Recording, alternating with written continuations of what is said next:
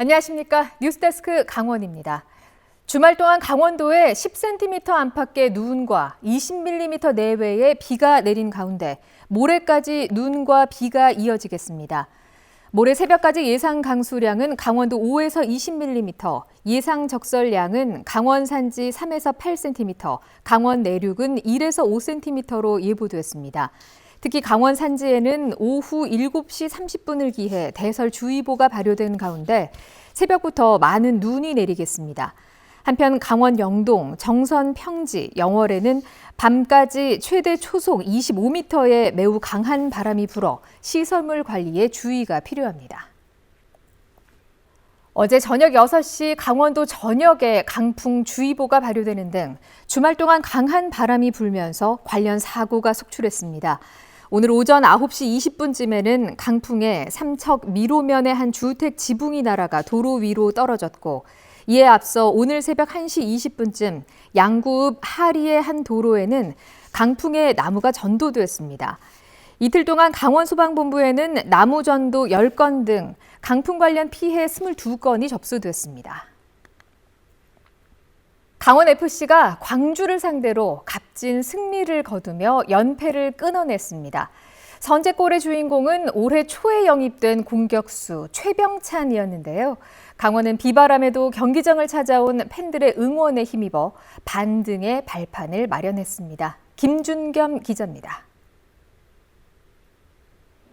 춘천 홈으로 광주를 불러들인 강원FC.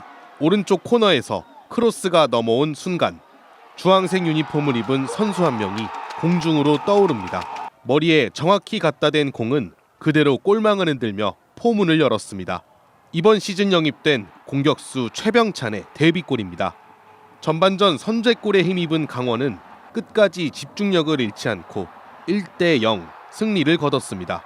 공격 포인트로 팀의 승리를 가져오게 된다는 것 자체가 너무나 저에게 기쁜 일이고, 매경기 좋은 경기 할 수 있도록, 승리하는 경기 할 수 있도록 많이 준비하겠습니다.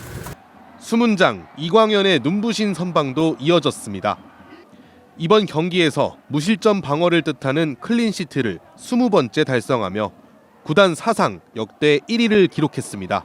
모든 선수들이 앞에서 더 한 발짝씩 뛰어줬기 때문에 이런 기록이 나온 거라고 생각하기 때문에 값진 승리에 팬들도 기쁨을 감추지 못했습니다. 강풍주의보가 내려지는 등 강한 비바람에도 5,080명의 관객이 찾아와 승리를 만끽했습니다. 비 오는 날에도 열심히 뛰어주셔가지고 3연패 이후에 승리를 해서 좀 완전 기쁩니다. 이번 경기부터 운영을 시작한 송암 스포츠타운 가변석도 경기장 분위기를 한껏 끌어올렸습니다. 기존 가변석보다 높이가 2배가량 높아져 경기장을 한눈에 내려다볼 수 있습니다. 전에 홈 경기에서는 멀리서 지켜봤는데 가변석이 설치돼서 선수를 좀 더 가까이서 지켜보로써 현장감을 더 느낄 수 있어서 좋습니다. 직전 라운드까지 3연패를 기록하며 리그 11위까지 추락했던 강원. 분위기 반전에 성공한 강원은 오는 19일 울산과의 원정 경기에서 2연승에 도전합니다. MBC 뉴스 김준겸입니다. 우리나라 동해에서 길이 3m가 넘는 청상아리가 올해 처음 발견됐습니다.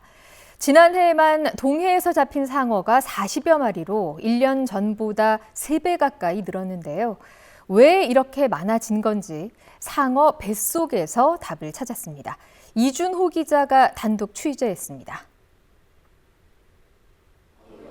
날카로운 이빨을 드러낸 상어가 바닥에 누워 있습니다. 성격이 포악해 사람도 공격할 수 있는 청상아리입니다. 지난 8일 경북 울진 백석항 5.49km 해상, 비교적 육지와 멀지 않은 곳에서 그물에 걸려 발견됐습니다. 청상아리는 몸 길이가 최대 5에서 6m까지 자라기도 하는데요. 이 개체는 이렇게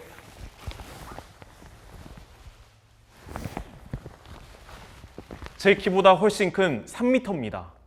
동해에서는 최근 상어의 출몰 빈도가 크게 늘었습니다. 2023년에 어선 그물에 걸려 발견됐던 상어는 15마리, 지난해는 44마리로 3배 가까이 증가했습니다. 이 가운데 따뜻한 물을 좋아하는 3대 포악상어 비율이 늘어난 게 특징입니다. 청상아리와 백상아리, 청세리 비율이 2023년 53.3%에서 지난해 63.6%까지 증가한 겁니다. 이런 현상이 나타난 이유가 뭘까? 답을 찾기 위해 국립수산과학원이 지난 1년 동안 동해에서 잡힌 상어 가운데 모두 28마리를 해부해봤습니다.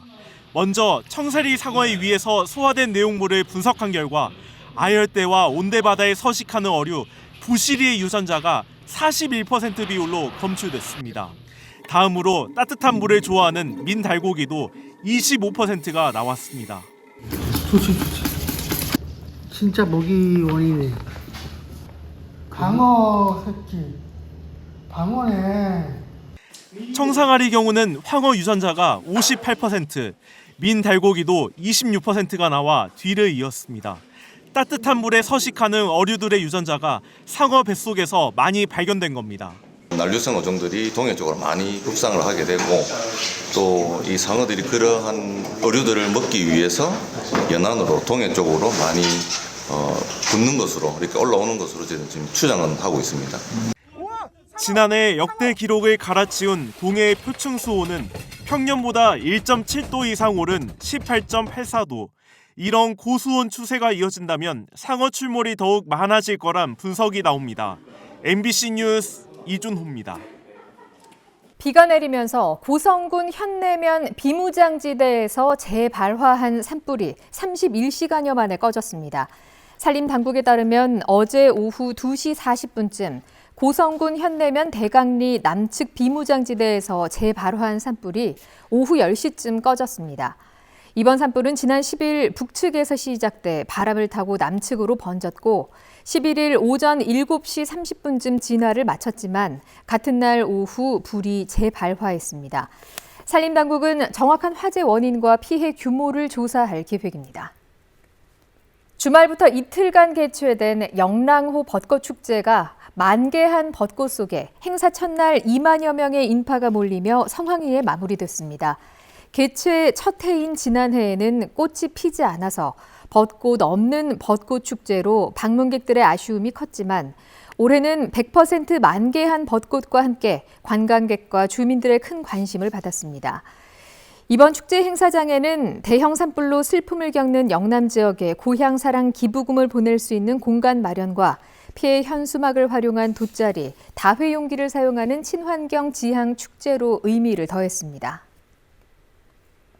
고용노동부 강원지청이 지난 2월에 착수한 특별 근로감독 결과 강원 학원의 직장 내 괴롭힘 등 27건의 법 위반 사항을 확인하고 2억 6,900만 원의 과태료를 부과했다고 밝혔습니다.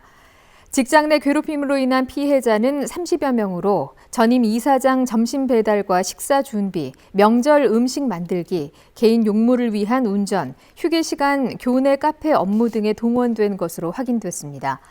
또 교직원 동의 없이 임금에서 매월 2만 원을 공제하거나 직원 수당을 법정 기준보다 적게 지급하는 등 1억 2,200만 원의 임금 체불 사실도 드러났습니다.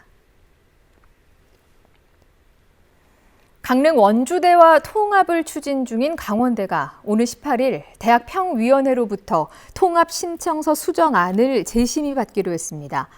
교육부가 2026학년도 대입을 강원대와 강릉 원주대가 함께 진행하지 않는다면 통합 승인을 해줄 수 없다는 입장이어서 이번에도 구성원 설득에 실패한다면 사실상 내년 통합은 어려워집니다. 강원대는 구성원들의 불만에 따라 혁신 전략실의 차출 인원을 조정해 직원 수를 31명에서 11명으로 줄이고 캠퍼스 간의 먼 거리를 고려해 강제적인 유사, 중복학과 통폐합은 없을 것이라고 밝혔습니다. 강원도가 인구 감소 지역의 주택 취득세를 최고 50% 감면하는 조례안을 통해 지역 경제 활성화에 나섰습니다. 강원도는 저출산과 인구 유출에 따른 인구 감소에 대응하기 위해 무주택자 또는 1가구 1주택자가 인구 감소 지역에서 3억 원 이하의 주택 구입 시 25%의 취득세 추가 감면 혜택에 나섭니다. 이에 따라 지방세 특례 제한법에서 정한 취득세 25% 감면 혜택에 더해 도조례에 따라서 추가로 25%를 감면해 최고 50%의 감면 혜택을 준다고 밝혔습니다. 오늘 오전 10시 20분쯤 속초시 등대해변 인근 테트라포드 사이에서 70대 남성이 숨진 채 발견됐습니다. 속초해경은 미귀가자 신고를 받고 인근 해역을 수색해 남성을 발견했으며 정확한 사건 경위를 조사하고 있습니다.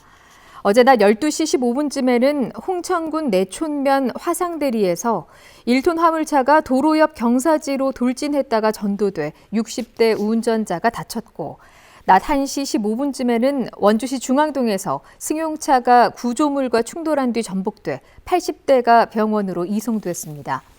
어제 오후 7시 5분쯤에는 춘천시 신동면 증리에서 승용차가 앞서 달리던 1톤 화물차를 들이받아 60대 화물차 운전자가 다쳤습니다.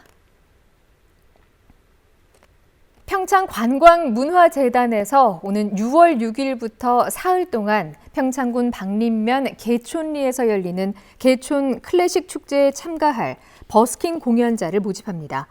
버스킹 공연은 개인과 단체 모두 참여할 수 있고 악기 연주 외에도 성악, 합창 등 다양한 장르의 클래식 음악을 선보일 수 있습니다. 모집 기간은 오는 25일까지로 관내 20팀, 관외 10팀을 합쳐 총 30팀을 모집합니다. 정선군이 정보통신 기술 ICT를 적용해 도시 서비스를 개선하는 스마트 도시 솔루션 확산 사업을 추진합니다. 지난해 국토교통부 공모에 선정돼 확보한 국비 12억 5천만 원 등 25억 원을 투입합니다. 뉴스데스크 강원을 마칩니다. 고맙습니다.